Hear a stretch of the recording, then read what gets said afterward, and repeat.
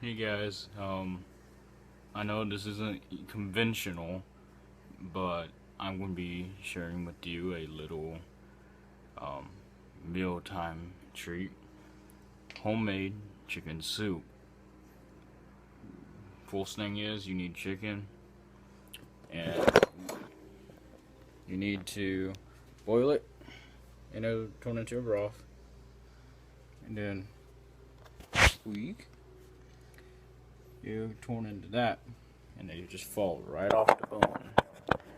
And because they fall right off the bone, there will be these little bitty, itty bitty bone pieces. Take these out by just sliding them out of the chicken. Now, it's a process, and you gotta make sure you do it right. But in any case, you gotta tell people who are eating this food that there might be small bones in it, so be careful. See, it just falls right off the bone.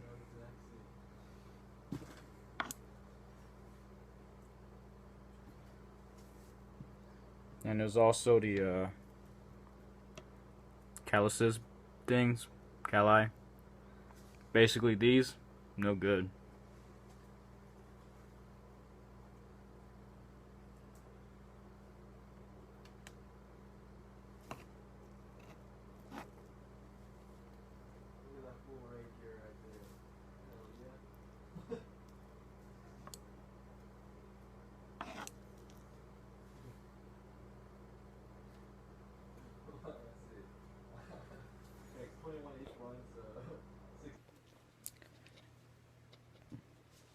Now, once you have all your chicken kind of deboned, notice that I had the colander that held the chicken in a bucket, so you can just add that right back to the broth. Alright, so another thing I would suggest to do, take a knife and just go over the chicken gently, just so you can find all the little bones and other things that might be in there. Loud roommates. So just go over it very softly. You're not trying to cut the chicken, you're just trying to find any extra bones. It'll just help. Trust me.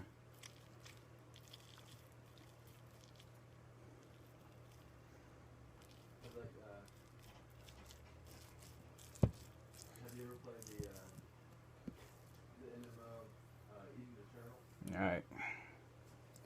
Oh. So unprofessional. Okay, so once your chicken's kind of fully deboned and a little chopped, just add it right back to the soup. That's hot. Really hot. Alright, and since the chicken is cooked, it's okay to cut vegetables on. I know, salmonella, but the chicken is cooked. It's been on the stove for 5 hours. It's cooked all the way through, I promise. Depending on your stove and the temperature in which you have your water boiling and the kind of water you have, yada yada yada. Give it about 5 hours until it literally falls off the bone. And just do that step. Now, if I set you down real quick. So beautiful. Ah.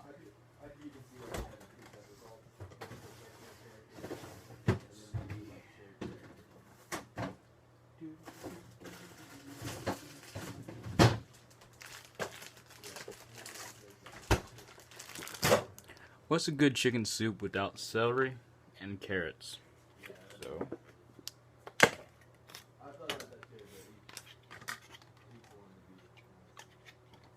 now everybody has their own method of cutting the celery. I do it like this.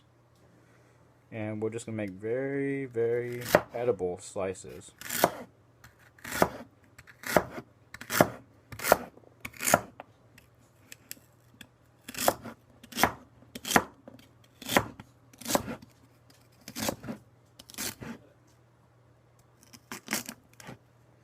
Mind you, keep your hands away from the blade. That's a no-no. be right back. Now, once you add all your vegetables in, and trust me, you kind of want to put the more fibrous, I guess you could say, ones in full because they will take a little bit longer cooking. Usually, some people will say, no, you would cover and wait yada yada minutes, but taste.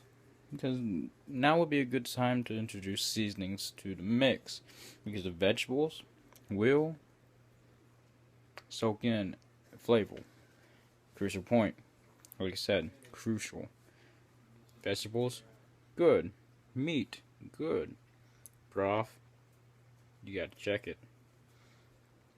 And make sure that after you're done with your stuff, put it in the sink. Just because. Darkness. Just because a clean kitchen is a walking kitchen, a walking kitchen is happy. Alright. So I'll be back when it's done. Bye. Now, it's not quite done yet, but I tasted it, and it's not but a few seconds afterwards, so hi again. Do not, and I repeat, if you feel like the chicken flavor is not enough, do not, and I repeat, do not add any kind of bouillon. Reason why? The first ingredient usually is sugar, potassium chloride, pretty much a bunch of chemicals. And chemicals aren't good. What I suggest to use, at least, is better than bouillon. That's what it's called. You can usually find it on the soup aisles, so, or any aisle that the bouillon's on. And the first ingredient is chicken meat, including natural chicken juices. So it's mostly going to be chicken. Chicken. Adding chicken to chicken. Good. Yeah. Chicken. So it actually has tells you how much to do by how much water you have. And if you don't know how much water you got, just a little at a time until you find out that it's a good enough taste for you. Okay? I promise it will be good. Because no one likes watery soup. I promise. Okay? See ya. And for yet better results, after you add your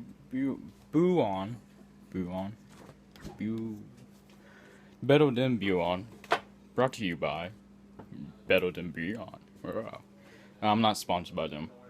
Put it in the refrigerator, okay? Keeping it in the refrigerator goes a long way. And you might notice a little bit, is kind of, I wouldn't say a syrup, per se, but it is kind of like a goop. It's not a cube, it's not solid, it's not a powder. And it actually blends in with the liquid fairly well. But after you add your bouillon to the satisfactory that you like it, cover up your pot. Meaning, the lid goes on and a towel goes over it. Why? Oh, a little bit of like heat stays in, stuff like that. And if you feel like you need another towel, go ahead and just slap that thing on. The reason for it is because of the steam.